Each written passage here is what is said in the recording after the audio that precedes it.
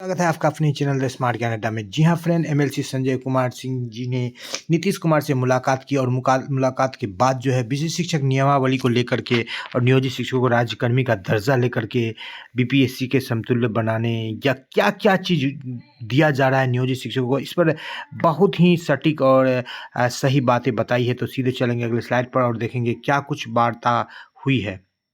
दर्जा देने को लेकर पिछली बार जो कैबिनेट की नियमावली बन के सामने आई थी, उस पर मुहर लगी थी, उसमें अब आगे क्या चल रहा है, कब परीक्षा ली जाएगी, क्या इसमें भी कुछ त्रुटियां हैं जो संशोधन की बात सामने आ रही है, उसको लेकर ये लोग क्या प्रयास कर रहे हैं।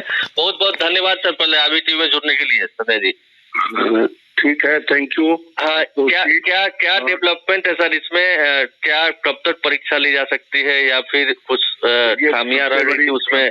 सबसे पहली बात तो कि माननीय मुख्यमंत्री जी ने 26 तारीख को कैबिनेट से सभी नियोजित शिक्षकों को राज्यकर्मी देने का निर्णय ले लिया। जी जी जी। इसके लिए हम लोगों ने 27 तारीख को जाकर मुख्यमंत्री जी के प्रति आभार भी प्रकट किया है। जी जी। और साथ ही साथ हम लोगों ने उसकी जो निकला है, निर्णय हुआ है कैबिनेट से, उसमें जो कमियां हैं जी, कमियों को हम लोगों ने बताने का प्रयास किया। जी जी।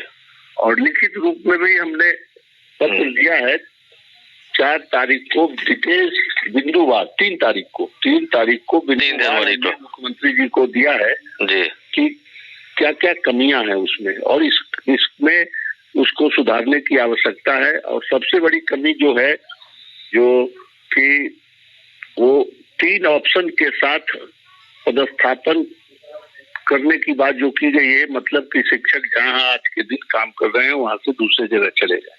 हाँ, 3 ऑप्शन में इस पर हम लोगों ने बिल्कुल सुझाव दिया है कि 95-96 में उस समय की निवर्तमान सरकार ने माध्यमिक और उच्च माध्यमिक शिक्षकों को का मास ट्रांसफर किया था जी।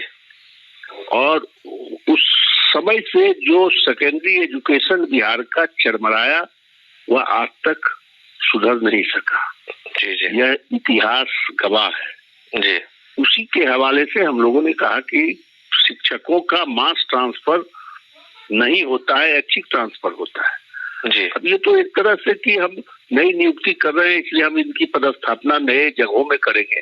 आप सोच सकते हैं कि जो नियोजित शिक्षक 15, 16, 17, 18 साल से जहाँ काम कर रहा है, अपने को व्यवस्थित कर लिया जी। तो आइए व्यवस्थित कर लिया, तो निश्चित रूप से आप उसको वहां से डिस्टर्ब करते हैं तो क्या शिक्षक वहां नए जगह में जाकर परिवार को छोड़कर जाएगा, तो फिर जो बिहार सरकार की जो सोच है कि हम विद्यालय व्यवस्था, हम शैक्षणिक व्यवस्था मजबूत करें, वो संभव हो पाएगा जी नहीं जी। तो इस हवाले से हम लोगों ने कहा है कि उसको सुधारने की जरूरत है और ऐच्छिक ट्रांसफर उसमें रखने की जरूरत है। शिक्षकों का ऐच्छिक ट्रांसफर होता भी रहा है जी जी जी। अरे राज्यकर्मी 1980 में जब पूरे बिहार के माध्यमिक उच्च माध्यमिक विद्यालय का सरकारीकरण हुआ जी, कहाँ स्थानांतरण हुआ था जी जी। और 80 के बाद लगातार लोग जहाँ काम कर रहे थे, जिस स्कूल में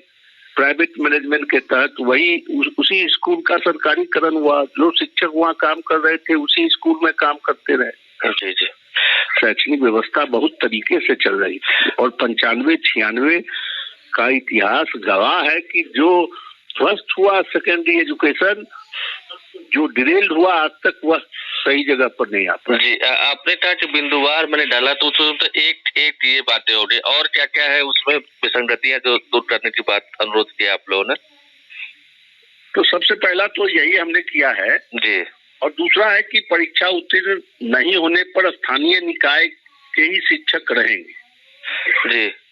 ये कंडिका 3 में है जी। और फिर उसी में आगे लिखा गया है कि इस पर अलग से फिर समिति निर्णय करेगी जी। हाँ, उसमें ये है कि पहले जगह आप लिख रहे हैं कि परीक्षा जो 3 बार उत्तीर्ण नहीं हो पाएंगे जी, 3 चांस उसको दिया जाएगा और तब फिर वो कह रहे हैं कि अलग आगे कह रहे हैं, लिख रहे हैं वो ये बाद में डिसीजन करेगा कि हम इस पर फिर समिति अलग से निर्णय लेगी। अरे जब आपने ये कह ही दिया कि वो नियोजित शिक्षक बने रहेंगे तो बने रहने दीजिए। जब 3 बार आपके चांस देने के बाद भी वो नहीं पास कर पाते हैं। जी, दूसरी बात एक ये भी है कि जो लोग परीक्षा जानबूझकर नहीं देते हैं उनके लिए भी विभाग बाद में तय करेगा क्या होना है।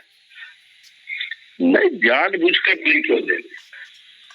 ये शिक्षक को इतना कमजोर मत समझे, न सरकार समझे। नहीं, ये स्टेटमेंट है एस सिद्धार्थ जी का प्रेस कॉन्फ्रेंस के दौरान, ये शब्द का प्रयोग किया उन्होंने और ऐसा हुआ भी है। नियोजित शिक्षक इसीलिए कह रहे हैं कि ना ये नौकरशाह समझे कि बिल्कुल शिक्षक नहीं पास करेगा और उस डर से वो परीक्षा नहीं देगा, नहीं क्यों देगा।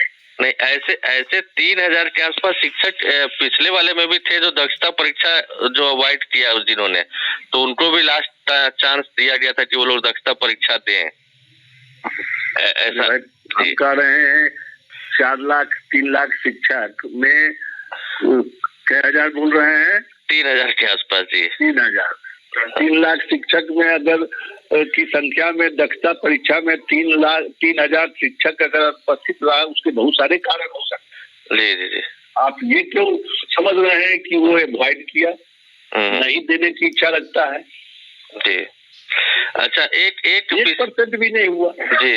एक विशिष्ट शिक्षक वाली जो बात थी, आप लोगों ने शुरू में भी आपत्ति जताई, उसमें भी कुछ आपने उल्लेख किया है क्या और कुछ आग्रह किया है? देखिए इसमें हमने उल्लेख नहीं किया है, लेकिन हम लोगों ने तो पहले ही प्रयास करके थक गए। पता नहीं इन नौकरशाहों के दिमाग में क्या है कि विशिष्ट शिक्षक और सहायक शिक्षक करेंगे, फिर इसमें कई कैटेगरी बांटने की क्या आवश्यकता थी?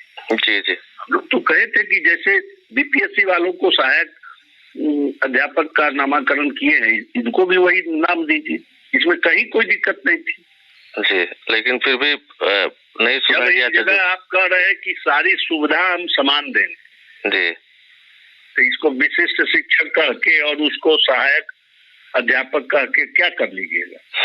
अच्छा, एक और समाज के सामने 2 तरह के शिक्षक का एक विद्यालय में 4 तरह के शिक्षक हो गए। खड़ा कर रहे हैं कि ये बीपीएससी से आए हैं अध्यापक, सहायक अध्यापक, और ये विशेष शिक्षक है वो सक्षमता परीक्षा देकर आए हैं। ये सोच का अंतर है, हम इतना ही समझते।